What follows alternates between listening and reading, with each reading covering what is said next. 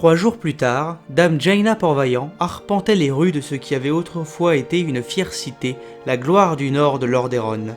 Désormais, c'était le sujet de cauchemar. La puanteur était presque insupportable.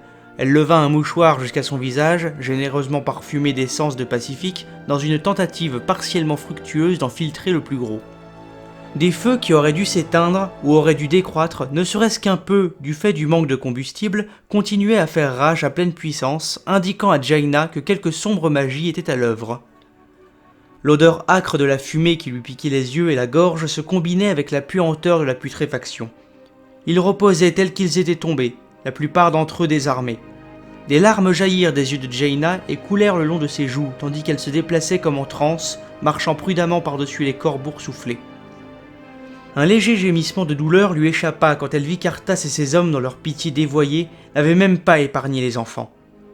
Est-ce que ces corps, reposant immobiles et raides dans la mort, se seraient levés pour l'attaquer si Arthas ne les avait pas massacrés? Peut-être. Beaucoup d'entre eux certainement. Le blé avait effectivement été distribué et consommé. Mais chacun d'entre eux, elle ne le saurait jamais, pas plus que lui. Jaina, je te le demande à nouveau. Viens avec moi. Sa voix était intense, mais il était clair que son esprit était à des milliers de lieues de là. Il m'a échappé, j'ai fait en sorte que les habitants de la ville ne deviennent pas ses esclaves, mais à la dernière minute, il s'est enfui. Il est en Orphandre. Viens avec moi. Jaina ferma les yeux. Elle ne voulait pas se rappeler de cette conversation datant d'il y a 1 jour et demi. Elle ne voulait pas se rappeler ce dont il avait l'air, froid et en colère et distant, obsédé par le fait de tuer le seigneur de l'effroi par la lumière, un démon au détriment de tout le reste. Elle trébucha sur un cadavre, et ses yeux s'ouvrirent à nouveau sur l'horreur que lui inspirait l'homme qu'elle avait aimé et aimait toujours. Malgré tout, comment pouvait-elle toujours l'aimer après tout ceci? Elle l'ignorait. Arthas, c'est un piège, c'est un seigneur démon. S'il était assez puissant pour t'échapper à Stratholme, il te vaincra sur son propre terrain, là où il est le plus fort. N'y va pas, s'il te plaît. Elle voulait se jeter dans ses bras, le retenir physiquement ici avec elle. Il ne pouvait pas aller en Orphandre, il irait à la mort. Et malgré tout ce qu'il avait infligé à son prochain, Jaina découvrit qu'elle ne pouvait souhaiter sa mort. « Tant de morts, murmura-t-elle. Je ne peux pas croire qu'Arthas ait pu faire ça. » Et cependant, elle savait qu'il l'avait fait. Toute une cité. « Jaina ? Jaina Port-Vaillant !» Jaina sursauta violemment, arrachée à sa transe de dégoût par le son d'une voix familière. Uther. Un étrange sentiment de soulagement la traversa tandis qu'elle se tournait en direction de l'appel. Uther l'avait toujours légèrement intimidée. Il était si grand et puissant, et, ma foi, la lumière était si profondément ancrée en lui. Elle se rappela en rougissant de culpabilité comment lorsqu'Arthas et elle étaient plus jeunes, ils avaient l'habitude de se moquer de la piété d'Uther dans son dos, piété qui, pour eux, confinait aux pompeux et aux moralisateurs. Il était une cible plutôt facile, mais 3 atroces jours plus tôt, elle et Uther s'étaient tous deux opposés à Arthas. « Tu m'as juré que jamais tu ne me rejetterais, Jaina, » accusa Arthas, sa voix aussi tranchante que la lame glacée d'un couteau. « Mais quand j'ai le plus besoin de ton soutien, de ta compréhension, tu te retournes contre moi. » Arthas, nous n'en savions pas assez pour... Et maintenant tu refuses de m'aider. Je vais en Orphandre, Jaina, j'aurai besoin de toi à mes côtés, pour m'aider à arrêter ce mal. Ne viendras-tu pas ? Jaina grimaça. Uther le remarqua mais ne dit rien. Vêtu d'une armure de plaque complète, malgré la chaleur écrasante des feux vifs surnaturels, il se dirigea rapidement vers elle.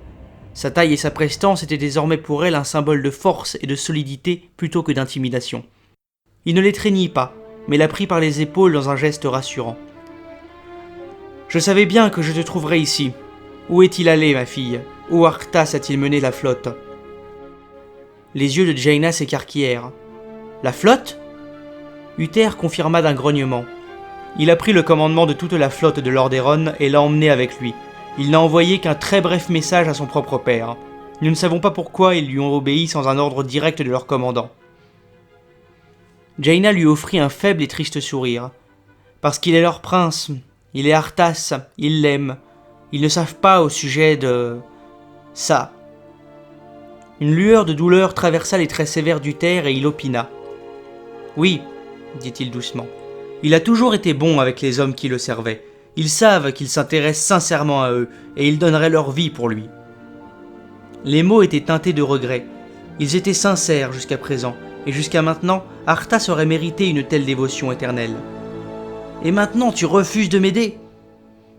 Uther la secoua légèrement, la ramenant au présent. « Est-ce que tu sais où il pourrait les avoir menés, mon enfant ?» Jaina prit une profonde inspiration. « Il est venu me voir avant de partir, je l'ai supplié de ne pas y aller. Je lui ai dit que cela semblait être un piège. »« Où ?» Uther était tenace. « Norfandre. Il est parti en Norfandre pour traquer Mal'Ganis, le seigneur démon qui est responsable de la peste. Il n'a pas réussi à le vaincre ici. »« Un seigneur démon ? Bon sang, mais que croit-il ?» De voir Uther s'emporter surprit Jaina. « Je dois en informer Térénas. Il a essayé de l'arrêter, » répéta Jaina. « Puis, et quand il... » Elle désigna d'un air coupable le nombre presque inconcevable de morts qui les entouraient de leur compagnie silencieuse. Elle se demanda pour la 1000e fois si elle avait pu l'empêcher, si elle avait pu trouver les mots justes, toucher Arthas de la bonne façon, s'il avait pu être influencé. « Mais j'ai échoué. Je t'ai fait défaut, Arthas, j'ai fait défaut à ces gens, je me suis fait défaut à moi-même. » La main lourde, gantée d'Uther tomba sur sa frêle épaule. « Ne sois pas trop dure avec toi-même, ma fille. » Elle eut un rire sans joie. Facile à dire. Quiconque avec un cœur se poserait les mêmes questions. Je sais que c'est mon cas. Elle l'observa, étonnée par l'aveu. « C'est vrai ?» demanda Jaina. Il opina, les yeux injectés de sang à force de fatigue, et il y avait dans ce cœur une douleur qui la frappa au plus profond d'elle-même. « Je ne pouvais pas le combattre, il est encore mon prince, mais je me demande, aurais-je pu me mettre sur son chemin ? Dire quelque chose d'autre, faire quelque chose d'autre ?» Uther soupira et secoua la tête. « Peut-être, peut-être pas, mais cet instant est passé et mes choix ne peuvent être changés. Toi et moi devons désormais tous deux regarder vers l'avenir. Jaina Port-Vaillant, tu n'as rien à voir avec ce massacre. Merci de m'avoir dit où il est allé. » Elle baissa la tête. « J'ai l'impression de l'avoir à nouveau trahi. Jaina, tu l'as peut-être sauvé et tous les hommes qui l'accompagnent en ignorant ce qu'il est devenu. » Surprise par le choix de ses mots, elle lui jeta un regard aiguisé. « Qu'est-il devenu ? Il est toujours Arthas, Uther !» Le regard d'Uther avait l'air hanté. « Oui, il l'est. Mais il a fait un choix effroyable, un dont nous n'avons pas fini de voir les conséquences. Je ne sais pas s'il peut en revenir. » Uther se retourna et regarda les morts. « Nous savons que les morts peuvent être relevés en morts-vivants, que les démons existent. Maintenant je me demande s'il existe également des choses telles que les fantômes. Si c'est le cas, notre prince sera hanté par tant d'entre eux. » Il s'inclina vers elle. « Quittons ce lieu, madame. » Elle secoua la tête. « Non, pas encore, je ne suis pas prête. »« Comme vous le désirez, la lumière soit sur vous, dame Jaina Port-Vaillant. Et sur vous, Uther le porteur de lumière. » Elle lui fit le plus beau sourire qu'elle put composer et le regarda s'éloigner. Arthas verrait probablement tout ceci comme une autre trahison, mais si cela lui sauvait la vie, alors elle pourrait vivre avec. L'odeur commençait à être trop difficile à supporter, même par rapport à son obstination. Elle s'arrêta pour un dernier regard. Une part d'elle-même se demanda pourquoi elle était venue ici. L'autre part le savait.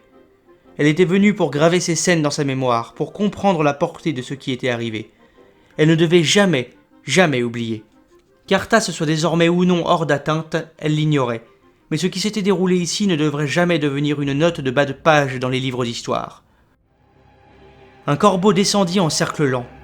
Elle voulait courir et le chasser, essayer de protéger les pauvres cadavres tuméfiés, mais elle savait qu'il ne faisait que ce que la nature lui avait dit de faire. Il n'avait pas de conscience pour lui. Dire que ce qu'il faisait était offensant aux yeux des humains. Elle regarda le corbeau pendant un instant, et puis elle écarquilla les yeux. Il avait amorcé sa transformation. Il changeait, grandissait, et en un instant, un homme se tenait là où un oiseau charognard s'était perché. Elle haleta en le reconnaissant. C'était le prophète, qu'elle avait déjà vu par 2 fois. « Vous !» Il inclina la tête et lui fit un étrange sourire, lui disant silencieusement « Je te reconnais également ». C'était la 3e fois qu'elle le voyait, la première fois tandis qu'il parlait avec Antonidas, et la seconde fois avec Arthas. Elle avait été invisible dans les 2 cas, et manifestement son sort d'invisibilité ne l'avait pas trompé un seul instant.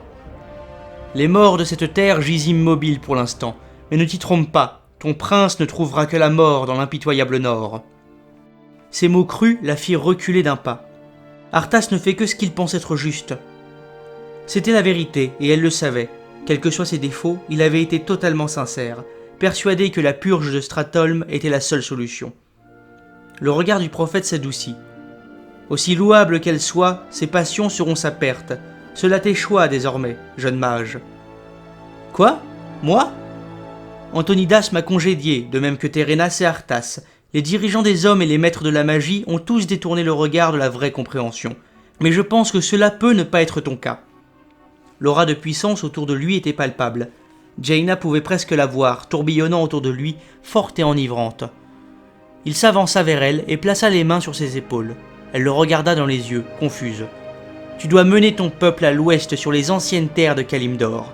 Là seulement, vous pourrez combattre les ténèbres et sauver ce monde des flammes. » Le regardant droit dans les yeux, Jaina sut qu'il avait raison. Ce n'était pas un contrôle, pas une contrainte, juste une certitude, une profonde et palpable certitude. Avalant péniblement sa salive, elle jeta un dernier regard aux horreurs issues de l'œuvre de l'homme qu'elle aimait toujours, et opina. « Je ferai comme vous le dites, et laisserai mon Arthas au destin qu'il s'est choisi. Il n'y a pas d'autre moyen. Cela prendra du temps de tous les rassembler, de faire en sorte qu'ils croient en moi. Je ne sais pas combien de temps il vous reste, tant de celui-ci a déjà été gaspillé. » Jaina leva le menton. « Je ne peux pas laisser tomber sans essayer. Si vous en savez autant sur moi, vous le savez sans doute. » Le prophète Corbeau sembla se détendre légèrement et lui sourit, serrant son épaule. « Fais ce que tu penses être nécessaire, mais ne t'attarde pas trop longtemps. Le sablier se vide rapidement et un retard pourrait être mortel. » Elle opina, trop percluse pour parler. Tant de gens à qui parler, Antonidas en premier lieu. S'il devait écouter quelqu'un, pensa-t-elle, ce serait elle. Elle apporterait le témoignage de ses morts dus à la sottise de ne pas s'être retirés en Kalimdor tant qu'ils étaient encore en vie. L'apparence du prophète s'estompa et changea, devenant une fois de plus le grand corbeau noir, et il s'envola dans un bruissement d'ailes. Et d'une certaine façon, lorsqu'il balaya son visage, le souffle de ses ailes noires ne sentit pas la charogne ou la fumée ou la mort. Il sentit l'air pur. Il sentait l'espoir.